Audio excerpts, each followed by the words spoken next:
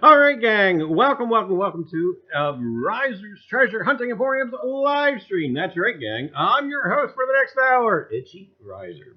Chiggers. Oh, I love them. Anyway, I need to napalm my next metal detecting spot. Well, anyway, gang, let's see who's here. Oh, there's Yobengal. Hi. Oh, there's Mrs. AWR. Hi. Oh, there's Lincoln Central Coins. Hi.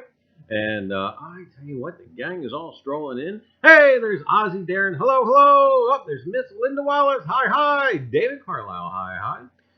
Ghost Talk with the Risers. That gal. See, stalks me. Just stalks me. And hey, there's North Jersey Detector. North Jersey Detector stalks me. No, I'm kidding. Anyway, see who else is there. Hey, there's the misplaced Uber girl, the Eskimo. Hi. And I tell you what, welcome again to Reiser's Treasure Hunting Emporium's live stream. And hey, there's Coin Searcher, Rivendell Coins. Rev, hi. Oh my goodness, you and the Hoosiers trying to give me a stroke with this cipher. Oh my goodness. And see who else is here. And I tell you what, gang, we have got a show for you tonight. And anyway, welcome one and all. And here we go. Oh my goodness. Well, anyway, hey, there's KP. Hi, Ken. And anyway, what's that? Yomengal haircut, Charlie? No, got him all cut. No, it's actually a different toupee. And actually, we'll talk more about that here in a little bit. But anyway, guys, have some cream for that, Paul. Ice cream? No. Anyway. Oh boy, I tell you. But anyway, again, talk just fine all day. Now unless I'm going to cloud up. Anyway, welcome to Reiser's Treasure Hunting Emporium's live stream. The only live stream tonight where your host will continuously itch his ankles. Anyway, isn't it funny about itching? It's kind of like yawning. Once you start, to itch or yawn, it seems like those around you just begin to yawn and itch as well.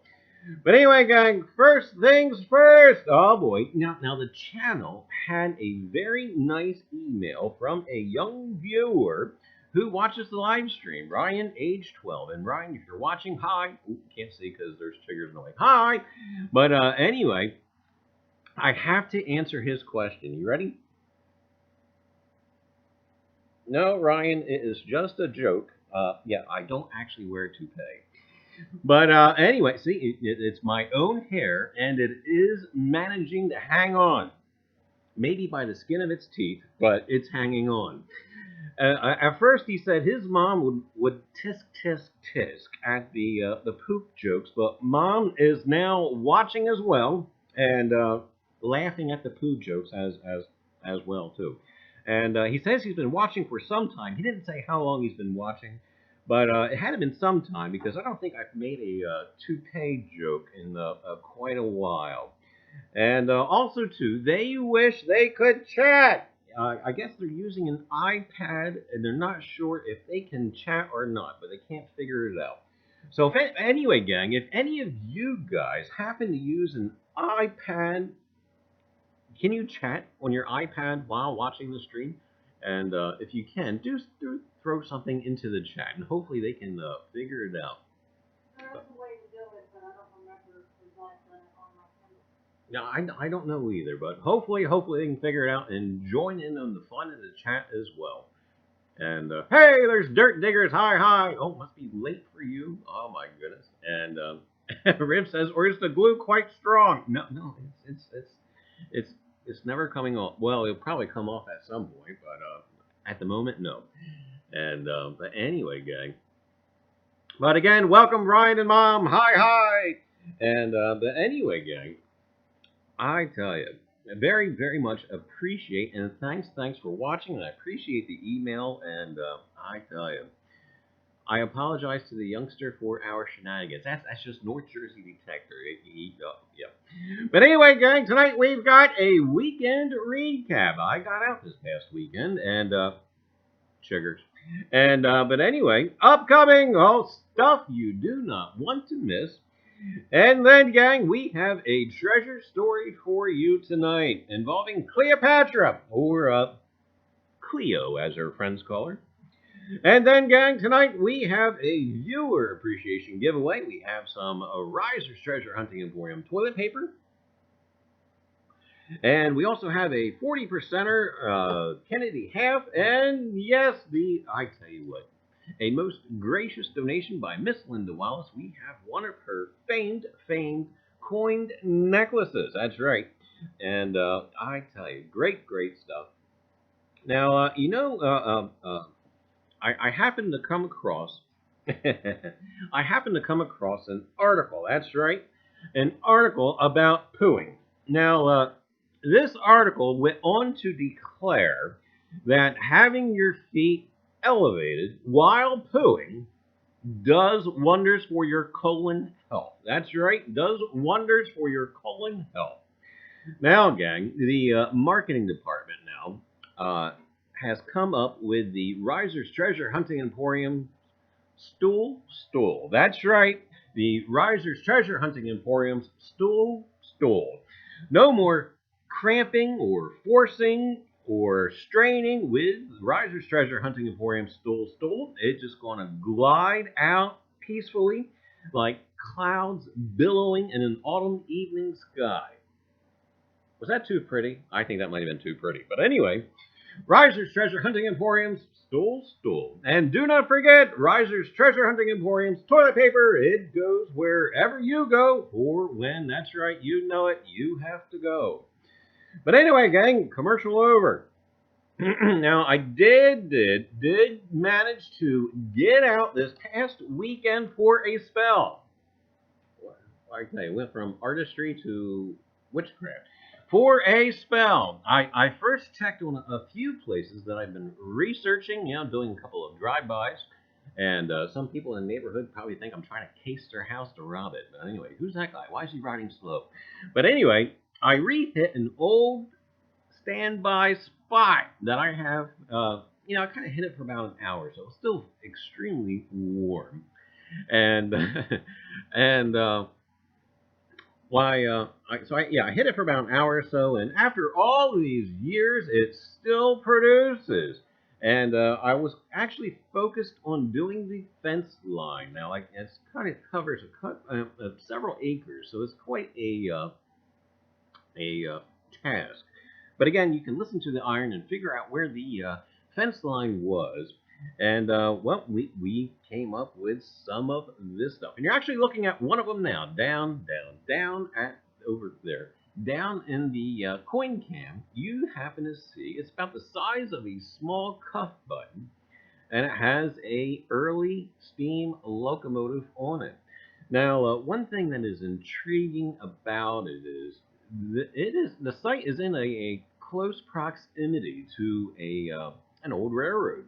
And of course, the railroad's not there anymore, but you can tell kind of where the railroad bed was. And I'm kind of thinking I would like. I would love it to be like an early, conductor's uniform or that kind of thing. But at this point, it's just speculation.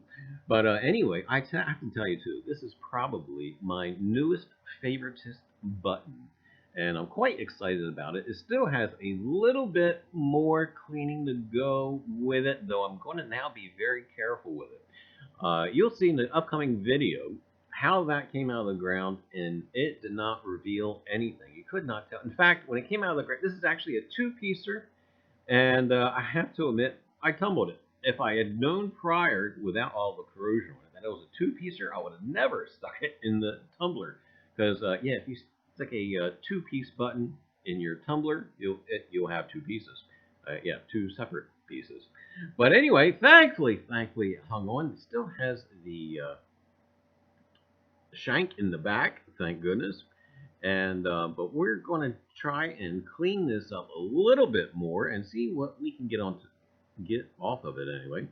And am very, very excited about it. Isn't that weird how I can get excited over a little button?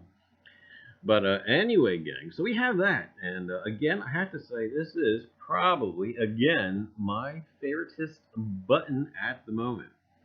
Now, also out of the ground popped this. Now, at first, I had no idea what it was. I was excited. I thought it was going to be a coin. And no. But I did notice right away that it did have writing on it. What on earth could this thing have been? And I started making out the letters, even though they were small, when I was out there, straining my eyes, trying to see what it said. And it says the Plume and Atwood Manufacturing Company.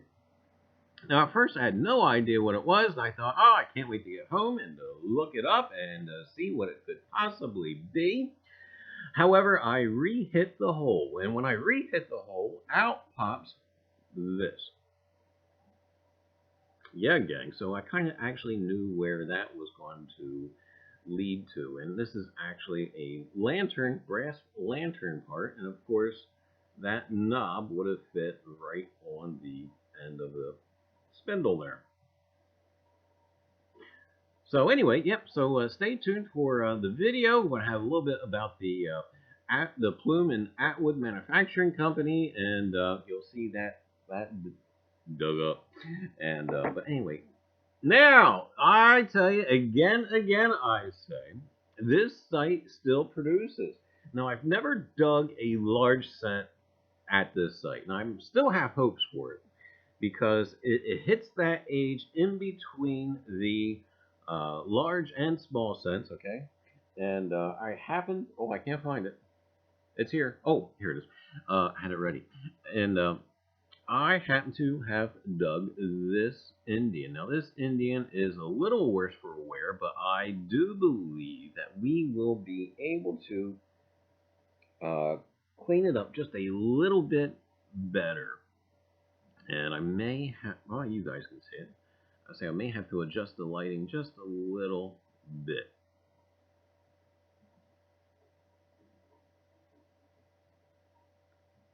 Now, this is a fatty. That's right. It's one of the earlier Indians, and in fact, this is probably the first Indian, because before this, I believe it was the Flying Eagle.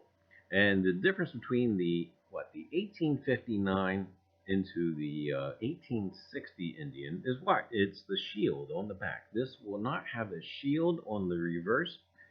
And wire brush. No, don't wire brush. Oh boy. And who are you calling a fat? Oh, the coin. Hey Tim, how are you? But anyway, gang. So we got the 1859, and of course, we can actually look in the red book, and I can actually show you. I won't be able to show you on the coin because the reverse is still quite corroded. That's the other thing too. Between the button and the coin, now that they have had some sort of slight rehabilitation, why now you kind of make the judgment calls whether to clean them any further, whether to delay, how careful you want to be. And I'm at this point now where, in order to preserve them, I want to be oh so careful, especially with that button. That button, I'm hoping will show some great stuff. Anyway, if you can't tell, there's no shield on that Indian. And if we just move up to the following year, there is, well, yep, there is the shield. So no shield, shield. And anyway, gang, wonderful, wonderful stuff, and I cannot wait to get back out there. Even though I hit it 1,001 times, this may have been a fluke, a small little pocket of an area that we've missed over the years. But I tell you what, cannot wait to get back out there. And we're going to go ahead and throw our railroad button back under there, or locomotive. And but anyway, great stuff. And again, I did some video strictly on my phone. Just something different I was going to try and work with and whatnot. And I'm going to try and produce that entire video using nothing but my phone. That's right, my iPhone, which is different from me. I usually do the camera and I usually use the software on the computer, but I want to try. That's right. Some of you guys are saying, wow, Reiser's actually becoming a little more technological advanced. I know, it's something. But anyway, I'm going to try and make that entire video using nothing but my phone. So that's right, be expecting a video from me soon. And I'll probably combine this past weekend segments with this upcoming weekends. And I cannot wait for this weekend. I've got a couple of new old, because we can't call it new spots, but they're old spots. So they're new, new old spots to investigate, and I'm itching to get back out there, quite literally. Chiggers. But anyway, I'll be wearing my new endorsed Reiser's Treasure Hunting Emporium Chigger Spray. That's right, Reiser's Treasure Hunting Emporium Chigger Spray. It also doubles as a bathroom deodorizer. But anyway, gang, look for the upcoming video. And, well, we'll try to catch up with chat and see what, yes, I did AWR. I got some bubble wrap and squishy poop. And she's still playing with both, the squishy poop and the bubble wrap. I don't know. And Rib says the age of techno, right, yeah, I tell you, I don't know. We actually got color television this year. And Ken says, I usually put a box on my head. Does that help to prevent chiggers? I don't know. But anyway. Oh, boy. But anyway, gang. And hi to those coming in. Hi, Tim. And hey, there's Jersey History Hunters. Hello. And I tell you. Great. Hey, there's Ambient. Hi, Ambient. And anyway, gang. Great stuff coming. Oh, there's another Youper. Hey, Youper Digger, how are you? And I tell you, fatty 2x4 can't get through the kitchen. Worse for wear. Hey, coins have feelings too, you know. I know. I have to send them to counseling now, I guess. And hey there, Rhonda. How are you? And anyway, gang. Well, here we go. Oh boy. And so, anyways, do stay tuned. Hey, there's Matting. Hi, Matting. And but we got some stuff coming up. Don't miss it. Oh, be a part of it. B&M Outdoor Pursuits, the YouTuber formerly known as Metal Detecting Yorkshire, that's right, has initiated a YouTuber fundraising event for the Make-A-Wish Foundation. Great event for a great cause, and do see his video for details. I've been seeing the challenges flying out there, including B3's video. Oh my goodness, laugh and laugh and laugh and laugh. Oh my goodness, I tell you. Do check out B3's video. I won't ruin it for you, but by golly, all in good fun. And I tell you again, for a most worthy cause. And challenges. Oh my goodness, the challenges are already popping up all over. In fact, Riv has just posted a video where Hoosier Hillbilly challenged Rivendell coins. And I haven't seen part 2 yet. And but I'm anxious to see him burn the house down. No, I'm kidding. But yeah. But anyway, so if you know about that, Hoosier Hillbilly challenged Rivendell coins to melt down some silver and make a silver bar, and 2 silver bars, in fact. And so we'll have to give that a look at. I'll probably look at it later on this evening. So anyway, challenges are popping up all over. And I think the cause has already generated close to $250. And Hoosier, that was my last. I think it was somewhere near 250 anyway. So $250-ish for the Make-A-Wish Foundation, and it's building. That's right. And I tell you, even we, that's right, everybody in the community, we, as nutty as we all can be, can make a difference. That's right.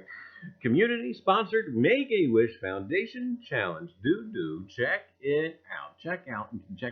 Hoosier Hillbilly's got a video on it, and also to B&M Outdoor Pursuits. So do check it out. All right, there you go. See, it's growing. But anyway, gang.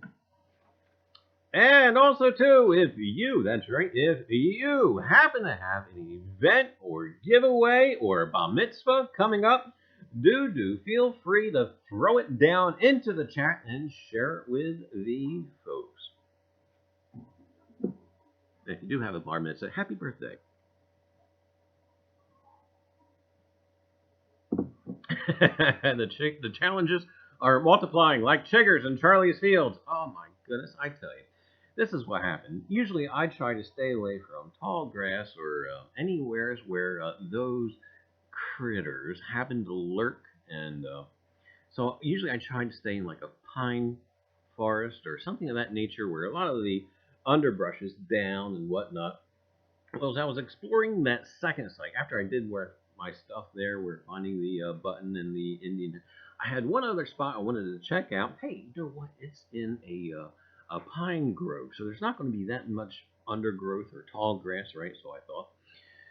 So hike down this old wagon road. I get to the site, and I see the big clearing that's still there. I saw it on historic aerials, but the problem was between the old wagon road, or stagecoach road, or etc., between that and the clearing was about waist-deep high shrubbery. And yeah, that's right, shrubbery. And I thought, you know what? If I jogged through it, maybe I'll be too fast and they won't be able to catch me. Well, I wasn't fast enough. And as soon as I got to the clearing, I looked down at my pants and they were cloudy.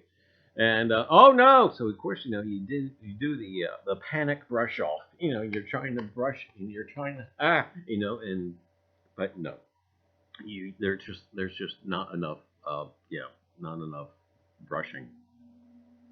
But anyway, I tell you, and then of course you still had to come back through it to get back to the stagecoach road, and yeah, that same theory. I thought, all right, well, we'll really try to run through it, and yeah, you just not going fast enough. But anyway, gang, I tell you. Also, too, oh my goodness, all right, gang, have a look at this. Well, actually, stare at me for a second, and I'm going to see if I can't pull up what I had prepared here. Ah, I found it. Okay, so now we're going to go back to this. Oh, hi. And click on that. Oh, yep. Okay. And click back on the... Hey, all right. Here we go. All right. Well, yeah, gang. Several weeks ago, I received another cipher. That's right, from Rivendell Coins. And it's actually a double effort. Both Rivendell Coins and Hoosier Hillbilly. They're trying to give me a stroke figuring this cipher out. And I tell you what, I need a little help from you folks in the community. Now, I kind of got a hint. I tell you, I kind of went about this thing, and I actually threw about 4 pages of notes that I had done out of this thing. But it was Hoosier's idea. That's right, blame one another. But anyway, gang, I have been told I've been overthinking it. So it seems I have been overlooking the obvious. Now I've been known to do that.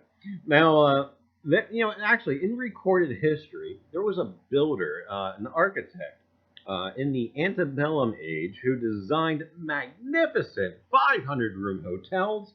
I mean, we're talking plush palaces in the mountain regions. They were resorts and etc.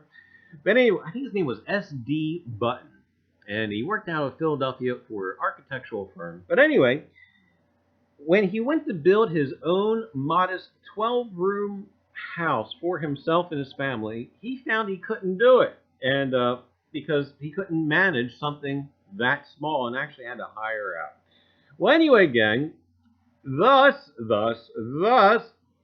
from this example, I tell you what, gang, am requesting help from the community for this cipher.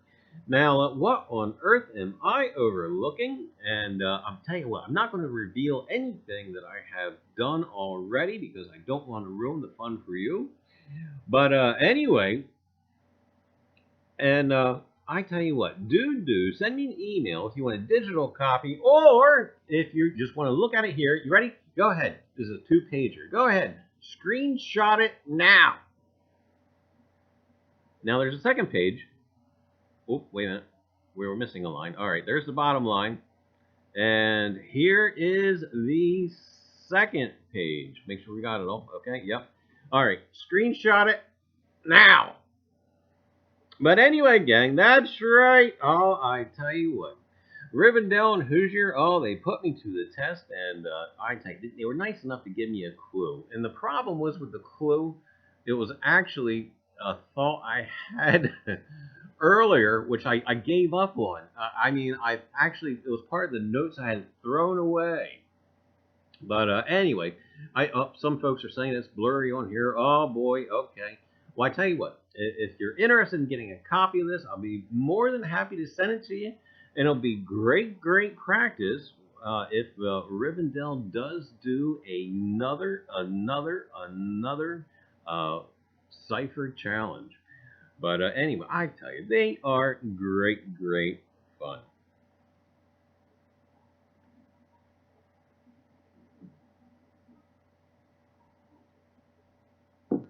Anyway, catch up with chat, and let's see who. Hey, there's the Dutch Digger. Hi. Hey, there's Miss Paula. Hi, Miss Paula. And I tell you, Mike Badger, Mike B, and oh, there's Amy, part-time detector. Oh my, hey Amy, I watched your video the other. Oh no, wait a minute, that was B3. I'm sorry, it was. I tell you, it was just so close. You know, anyway, and and anyway. Almost bedtime in the Netherlands, and I don't know why I'm watching this. Neither does anybody else. No, I and all Metal Mike. Hey, all Metal Mike, how are you? And anyway, oh, surgery went good. Oh, phenomenal. Hey, Ron, just digging for life. Hi. And I said, hey, there's Mike Mellyman 24. Hi. And anyway, great stuff.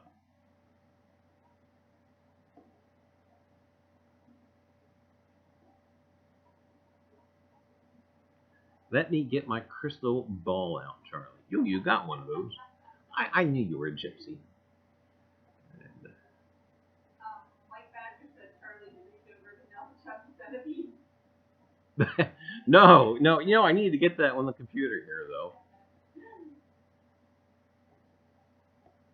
I have bears in my woods, not the type you drink. Bears or beer? I don't know. And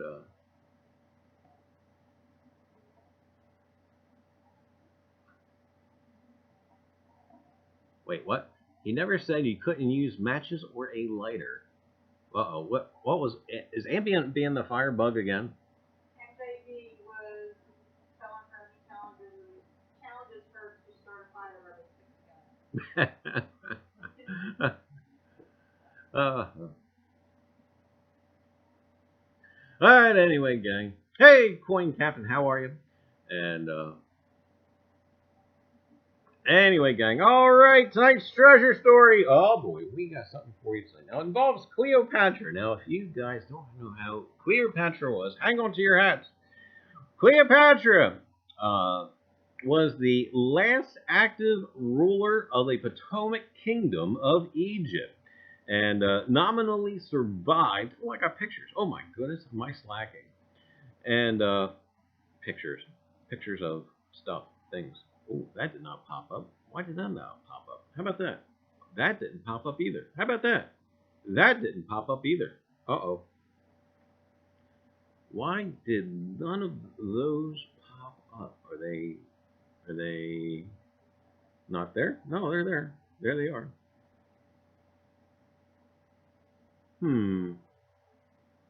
Okay, well, we're going to try this from scratch. And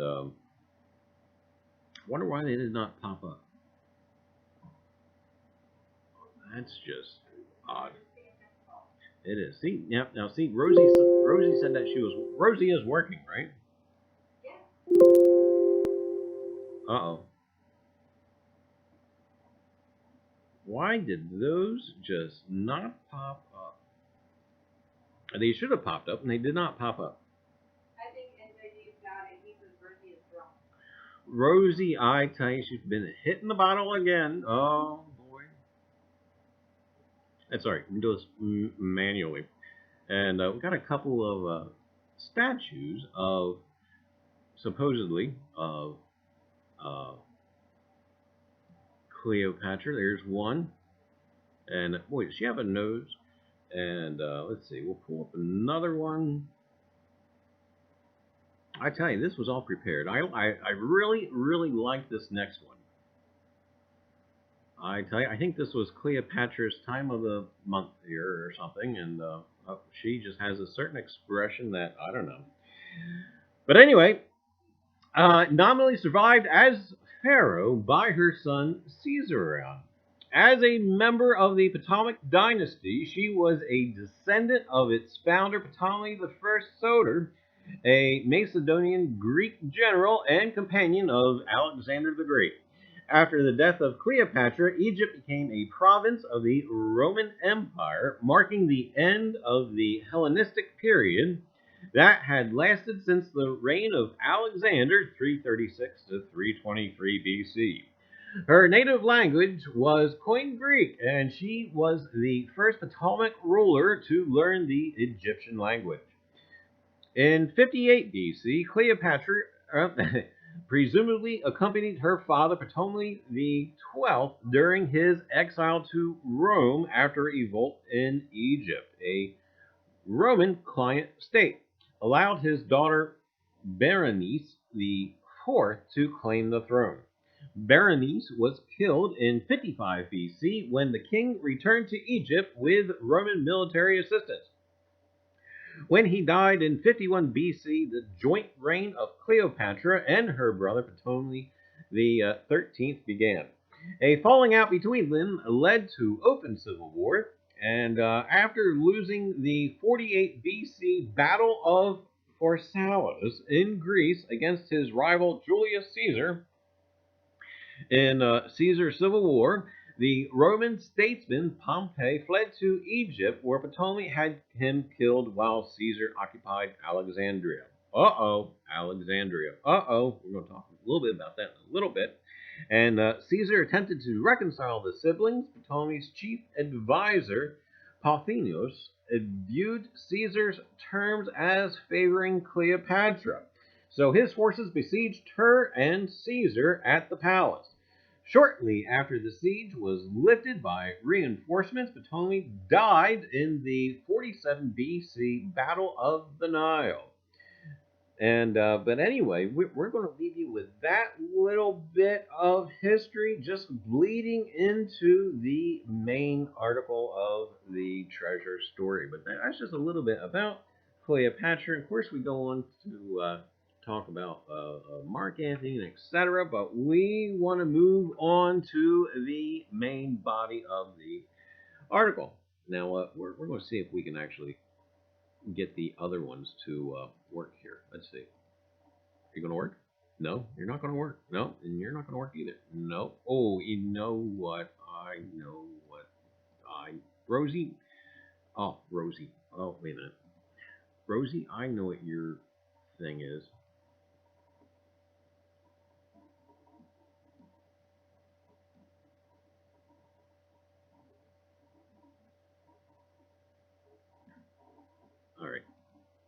Now Rosie should plop them up there. She should. No, and she's not. She's saying, okay, well, we're going to see. We'll have to do it manually again. Oh, boy. Is this just too smooth? I mean, yeah. All right. So, we have a couple of pictures, believe it or not. We got this one. Who says I broke it? Yeah, we broke it. Oh, boy. All right. All right, here down at the bottom there, you have the city of Alexandria that we were just talking about. And here, well, we have the lost city of Heracleion. And that's basically what we'll be talking about here in a few minutes.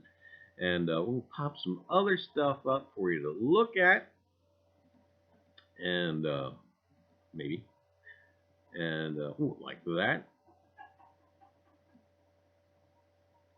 Coins. Oh, boy, coins. Oh.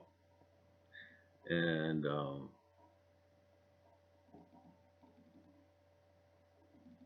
this guy, he's doing his little snorkeling gig. Yeah, these folks, I can't. Oh no, yeah, not for Reiser, not with the aquaphobia. And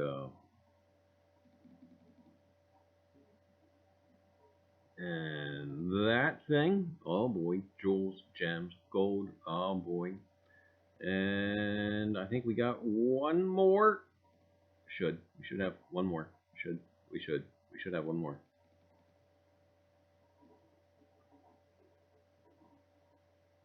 And that one. More coinage. Some weird looking dudes there. Anyway, here we go. Oh my goodness, Rosie. Oh boy. Anyway, treasure trove discovered at Egypt's Atlantis, where Cleopatra was crowned.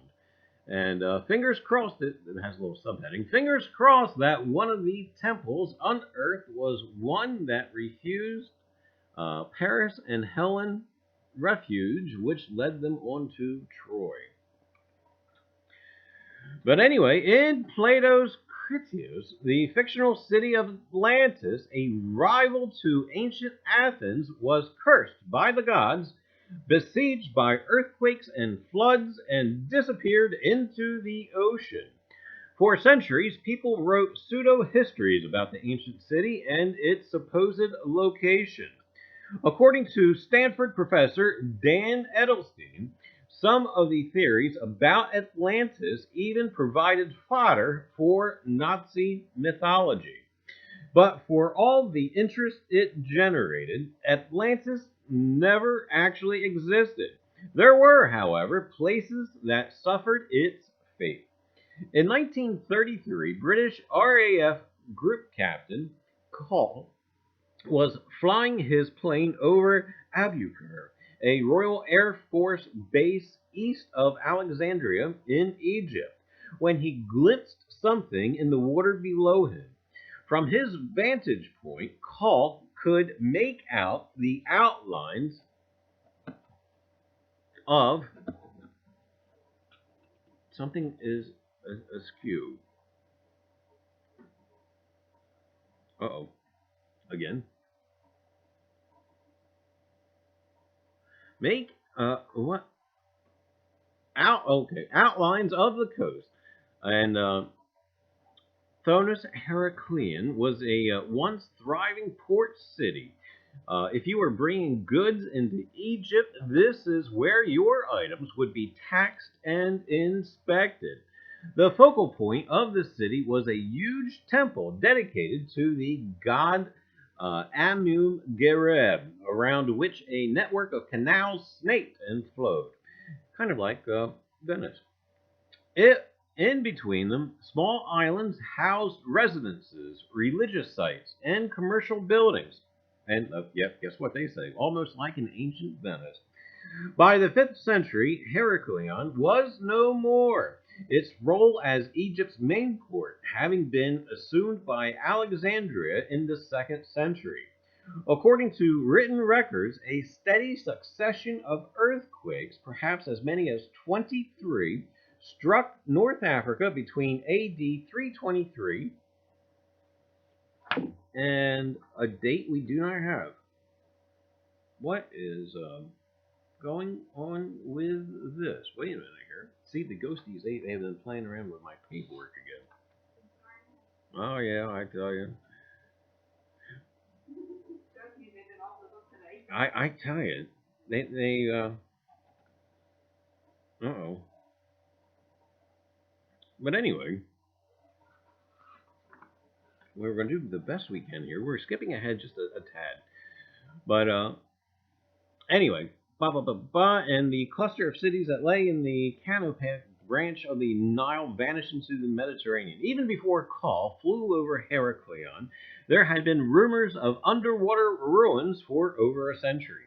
In 1866, Mahmud Bey el-Falaki, the official astronomer to the Viceroy of Egypt, had published a map that located the nearby ancient town of Canopus on the edge of the coastline.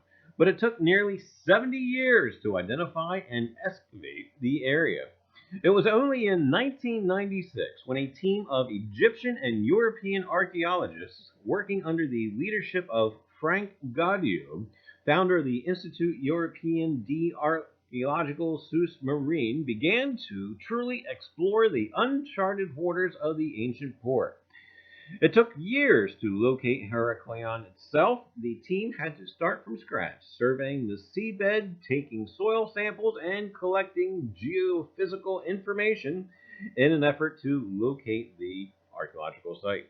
Well, anyway, gang, the time and effort paid off. During an underwater expedition in 2000, divers saw a large stone head emerge from the murky, dark waters, and it was the head of the god Happy, H-A-P-I. I wonder if Happy was happy. Now I'm going to have that song stuck in my head now, too. Oh, my goodness. Happy. Maybe it was Happy. Anyway. The personification of the Nile's annual flood. Speaking of archaeology.org, by the way, in 2000, Gaudio described the city of Heracleion as in an attacked city, frozen in time. It was almost like a submarine Pompeii.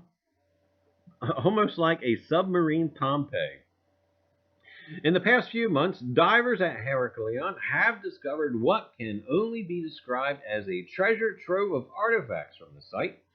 Among the recent discoveries are gold jewelry, coins, and a missing piece of a large ceremonial boat that, when complete, measured 43 feet in length and 16 feet across. According to Egypt's Ministry of Antiquities, they also discovered two previously unearthed temples. The first was large and included stone columns, while the second, smaller temple, was crumbling and buried beneath 3 feet of sediment. And Gaudio and his team, they also used underwater scanning tools and that kind of locate and produce images of those items buried underneath the seabed. To date, the excavation has also uncovered 700 anchors. That's right, that's an awful lot of anchors. 700 anchors. And 64 ships, numerous other gold coins, tiny sarcophagi used for the animals that were sacrificed to the god Amun-Gareb, a number of colossal statues like that of Happy, and Hoppy. I wonder if I'm actually pronouncing it right. Is it Hap-I? Hap-E? He wants to be happy. I don't know. I gotta look up this god. Anyway, and the temple of Amun-Gareb itself. Now, many of the coins found at the Heracleion site date to the time of King Ptolemy II, who ruled Egypt from 283 to 246 BC. Ptolemy II's father had been a companion and bodyguard of Alexander the Great, and he participated in Alexander's military campaigns in Afghanistan and India. Some have even claimed that Ptolemy I was Alexander's half-brother. After Alexander's death in 323 BC, Ptolemy became the governor of Egypt, and he and his successors styled themselves as the new pharaohs in Egypt. And I tell you what.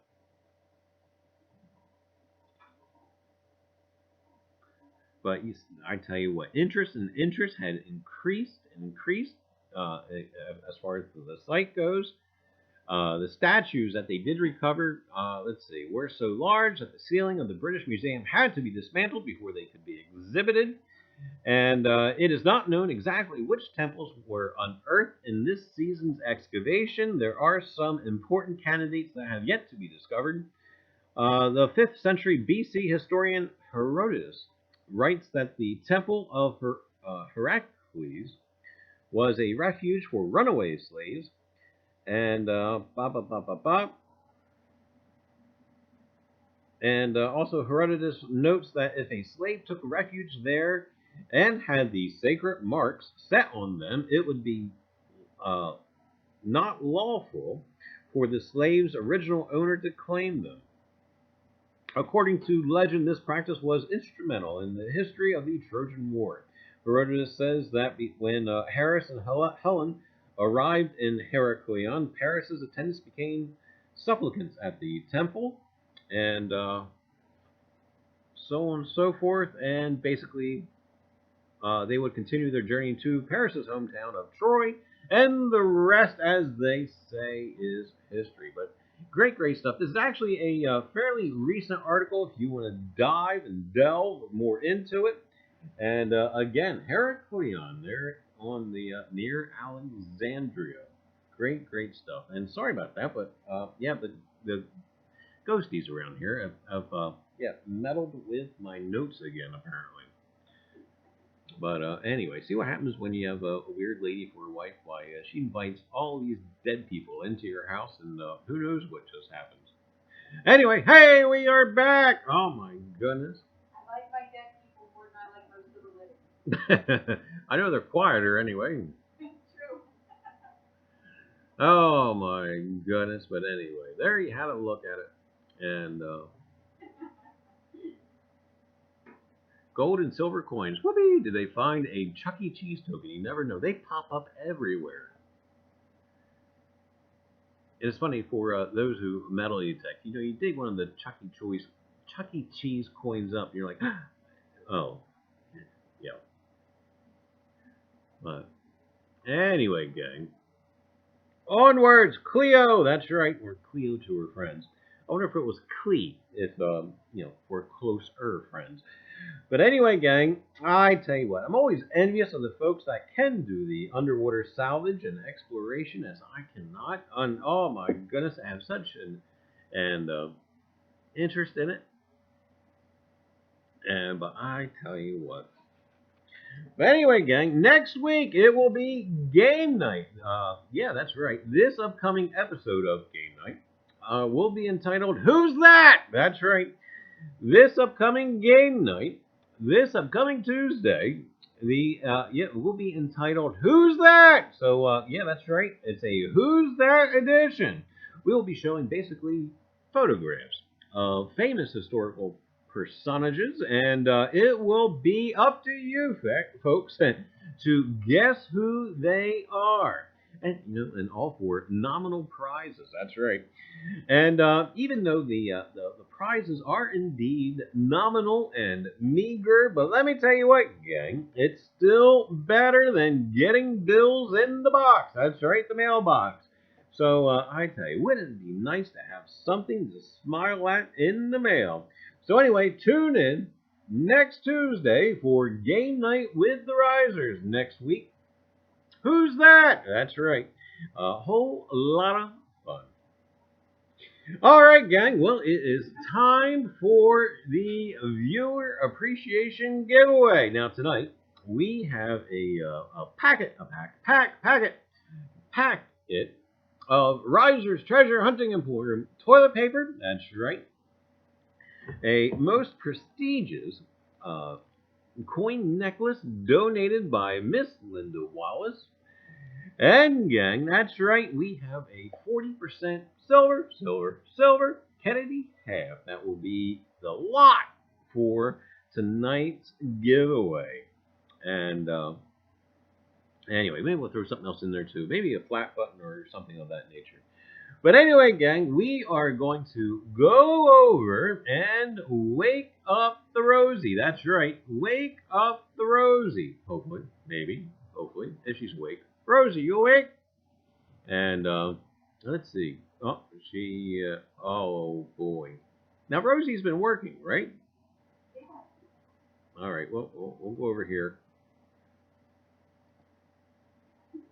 Oh, okay. She's rebooting herself. Well, anyway, we'll give that a little bit of time, and hopefully you guys are looking at Rosie's guts, her internal bits, and yeah, it's building. Your star says that we went auction for the Make-A-Wish. There you go. There you have it. But anyway, and lurkers! Oh, just a heads up! Well, you must have something into the chat, so that Rosie knows that you are around and about. And because, yeah, you got to have something in chat. Otherwise, yep, she ignores everybody in general, but, yeah, you have a better shot of her taking notice of you if you have something into the chat. But anyway, we'll give us a few more minutes here to for Rosie to register who's all here, and hopefully she'll be taking notice. And you know, yep, I see it growing. We're at 18, now we're at 19. I think we got a little bit more to go. But anyway.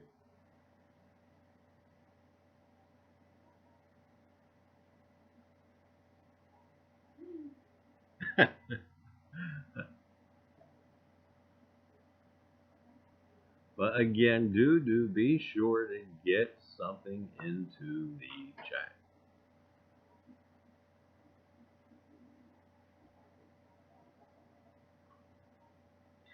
Anyway, gang, all right, here we go. Well, we're going to count down from 5 and select tonight's winner. So here we go. Ready or not? Up. 5, 4, 3, 2, 1, bang. Hey, congrats, Drummond Detect. Oh, I tell you what, see that? Rosie must have liked that gift certificate to AutoZone you gave her. I tell you, Rosie's so finicky. I tell you, it reminds me of one of the kids. Congrats, Drum. And we'll pop us back over to our main screen. And,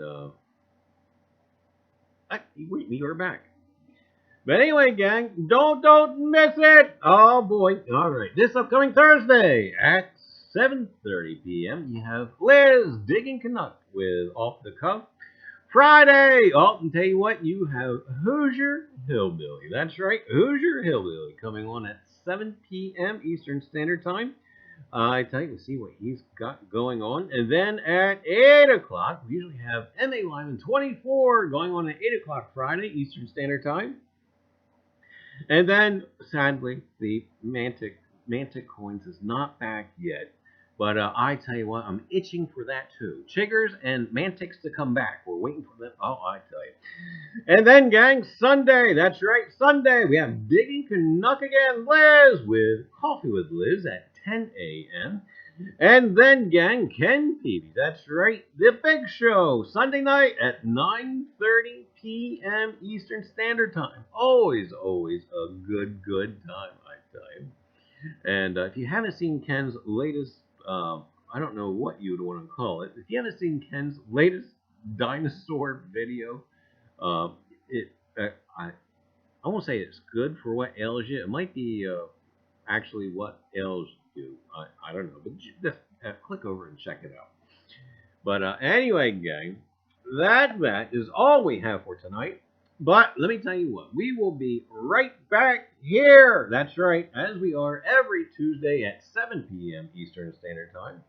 And we'll be here with another broadcast of Reiser's Treasure Hunting Emporium's live stream. And until then, be healthy, be wise, and get out there and find some treasure. So anyway, gang, have a great night, and we'll catch you all around the tube. All right, gang, have a great night. We'll see.